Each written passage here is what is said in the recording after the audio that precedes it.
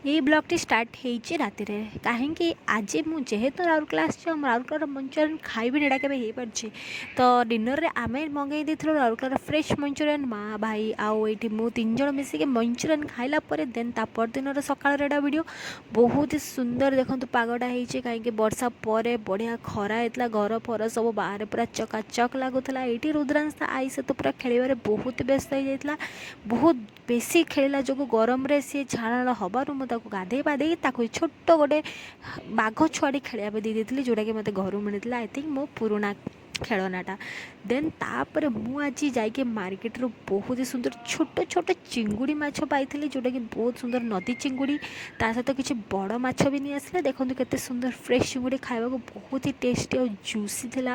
ଏଇ ଛୋଟ ଚିଙ୍ଗୁଡ଼ିର ମୁଁ ପୁଲାଉ ବନେଇ ଦେଇଥିଲି ଆଉ ମାଛର ବହୁତ ସୁନ୍ଦର ବେସର ତରକାରୀ। କୁହନ୍ତୁନି ବହୁତ ମଜା ଆସିଲା ଖାଇକି। ତାପରେ ଏଇଠି ରୁଦ୍ରାଂଶ ପୁଣି ଖେଳରେ ବ୍ୟସ୍ତ, ଆଉ ଏଇଠି ତା ବାପା ସହିତ ସେ ଟିକେ ଖେଳୁଥିଲା, ବହୁତ ଏନ୍ଜୟ କରୁଥିଲା, କେମିତି ତାକୁ ମଜା ଲାଗୁଥିଲା ଦେଖନ୍ତୁ। ଏମିତି ଯଦି ମୋ ଭିଡ଼ିଓ ଆପଣଙ୍କୁ ପସନ୍ଦ ଆସେ ତ ଦୟାକରି ମୋ ଚ୍ୟାନେଲକୁ ଲାଇକ୍ ଆଉ ସବସ୍କ୍ରାଇବ୍ କରିଦେବେ। ଧନ୍ୟବାଦ।